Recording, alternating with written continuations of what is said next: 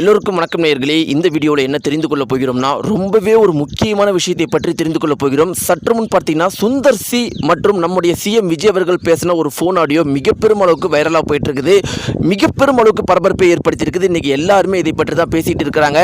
ரொம்ப முக்கியமாக பார்த்தீங்கன்னா சுந்தர் சி அவர்கள் ஒரு மிகப்பெரிய ரகசியத்தை சிஎம் விஜய் அவர்களிடம் சொல்லியிருக்கிறாங்க. இதுவரைக்கும் அவருடைய மனசில் இருந்த ஒரு அதிர்ச்சிகரமான விஷயத்தை சிஎம் விஜய் அவர்கள்ட்டையும் சொல்லியிருக்கிறாங்க. ரிட்டன் சிஎம் விஜய் அவர்கள் செஞ்ச ஒரு அதிர்ச்சிகரமான விஷயம் தான் மிக பெரும் அளவுக்கு பரபரப்பை ஏற்படுத்தி இருக்குது. அந்த குறிப்பிட்ட போன் ஆடியோவில் இருவரும் என்ன பேசிக்கிட்டாங்க அப்படிங்கறதை பற்றி நம்ம முழுக்க தெரிந்துக்கலாம். வாங்க வீடியோக்குள்ள போலாம். நீங்க நம்முடைய சேனலுக்கு புதியவராக இருந்தா மறக்காம சப்ஸ்கிரைப் பண்ணுங்க.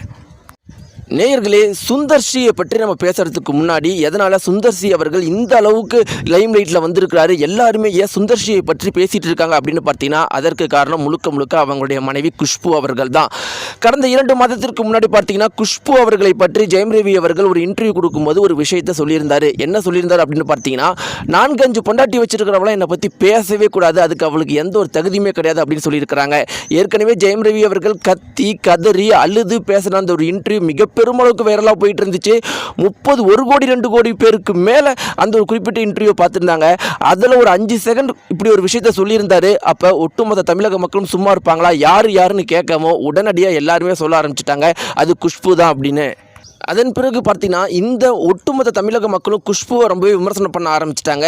என்னதான் இருந்தாலும் அந்த மனுஷனை பார்த்து இப்படி மோசமாக பேசுறது தப்பு. அந்த மனுஷன் எவ்வளோ நல்ல மனுஷன் அப்படிங்கிறது சினிமா வட்டாரத்தில் இருக்கிற எல்லாருக்குமே தெரியும். உனக்கு தெரியாதா? நீ எப்படி அரசியல் ஆதாரத்துக்காக இப்படி நீ ஜெயம் ரவி விமர்சனம் பண்ணலான்னு எல்லாருமே குஷ்புவை தாக்குவோம்.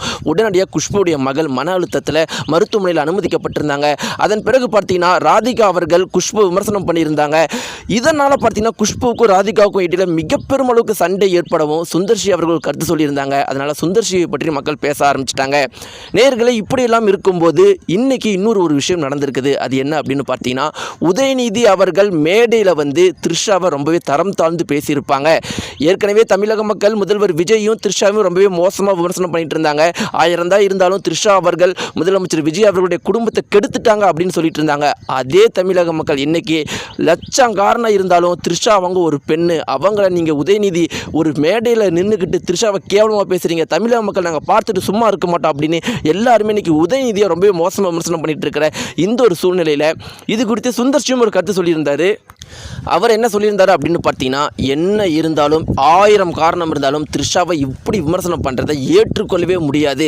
இது அருவருப்பையும் தாண்டிய ரொம்பவே மோசமான விஷயம். ஒவ்வொரு பெண்களையுமே நீங்கள் விமர்சனம் பண்ணுற மாதிரி தான் இது இருக்குது. நீங்கள் நாளைக்கு சிஎம் ஆனால் தமிழக பெண்களுக்கு கொஞ்சம் கூட மரியாதை இருக்குது அப்படின்னு இருக்காது அப்படிங்கிறத சொல்லியிருந்தார்.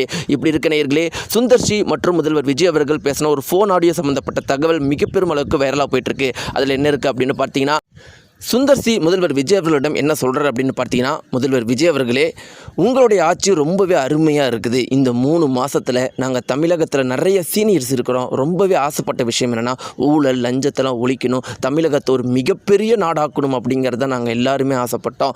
ஆனால் அதெல்லாம் நடைபெறுமா அப்படிங்கிற நம்பிக்கைலாம் எங்களுக்கு இல்லை. உங்களுக்கே தெரியும், இதற்கு முன்னாடி இருந்த கட்சிக்காரங்க ஆட்சி செய்யும் போது எத்தனை ஊழல் லஞ்சம் பண்ணாங்கன்னு. மக்களுக்கு எவ்வளோ தெரியும் அப்படிங்கிறது எங்களுக்கு தெரியாது. ஆனால் எனக்கு பர்சனலாக நிறையா தெரியும். ரொம்பவே மனசு நான் வெந்திருக்கிறேன். உங்களுடைய ஆட்சியில் இன்றைக்கி எவ்வளோ முன்னேற்றம் ஏற்பட்டிருக்கு அப்படிங்கிறது எனக்கு மட்டும்தான் தெரியும். இன்னும் மேலே இருக்கிற சில பேருக்கு மட்டும்தான் தெரியும். அரசியலை கூர்ந்து கவனிக்கிறவங்களுக்கு மட்டும்தான் தெரியும். அதற்கு முதல்ல உங்களுக்கு நன்றியை தெரிவிச்சுக்கிட்டு நான் ஒரு முக்கியமான விஷயம் சொல்கிறேன். இன்றைக்கி சில பேர் சில அருவருப்பான கருத்துக்களை சில பெண்கள் மேலே சொல்லியிருக்கிறாங்க. அதையெல்லாம் பார்க்கும்போது எனக்கு மனசு தாங்கிக் கொள்ளவே முடியல. அதை கொஞ்சம் கூட நீங்கள் விடாதீங்க.